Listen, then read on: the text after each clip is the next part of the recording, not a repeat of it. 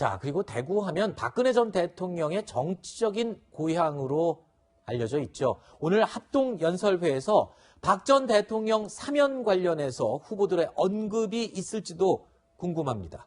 자, 그런데 5명의 후보들 이틀 전 TV 토론회에서는요, 이런 입장을 밝히기도 했습니다. 다시 들어보시죠. 내가 당대표가 되면 이명박 박근혜 전 대통령 사면을 요청할 것이다.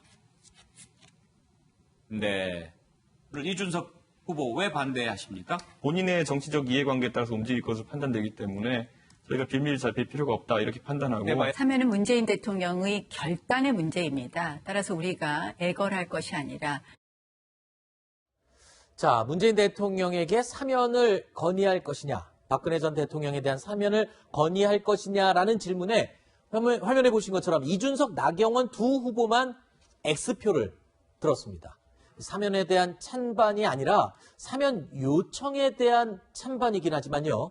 박근혜 전 대통령 사면을 원하는 이 TK 지역의 유권자들 입장에서 본다면 민심이라고 얘기를 해야 될 수도 있을 것 같은데 그분들 입장에서 보면 좀 서운함을 지울 수 없을 것 같기도 해요. 그러니까 죄송합니다. 사면에 대해서는 저기 5분들이 다 동의를 하실 거예요. 사면을 해줘야 된다.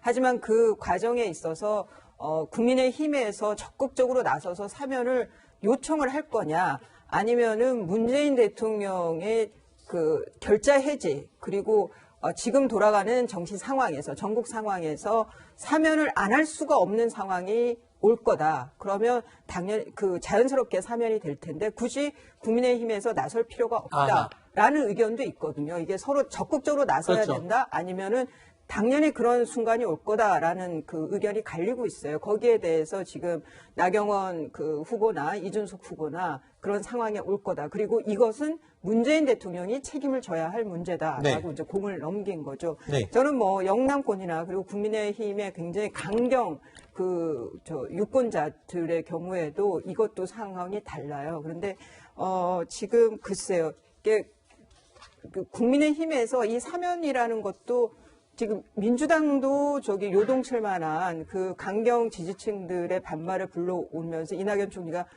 전 총리가 말을 꺼냈다가 말았잖아요. 네. 근데 그러면 국민의힘에서는 사면이 어떤 문제냐, 그런 문제는 아닌 것 같아요. 그러니까 모두가 동의는 하는데 네. 과정에 있어서 이거는 뭐 이준석 대표나 나경원 후보나 이준석 자꾸 대표라고 그러네요. 네. 후보와 마음속에 이미 대표를 만든 거 아닙니까? 아니, 지금 네? 자꾸 대소론이 나오니까 저까지 그러는데 네. 죄송합니다. 그래 후보들의 생각이 다르지 않다는 거 봐서는 크게 네. 뭐 달라질 건 없어 보입니다. 알겠습니다. 그리고 어제 X표를 들긴 했지만 나경원 후보 같은 경우에는 사면의 필요성에 대해서는 찬성의 입장을 분명히 어제 밝혔다는 부분을 제가 다시 한번 언급을 하겠습니다.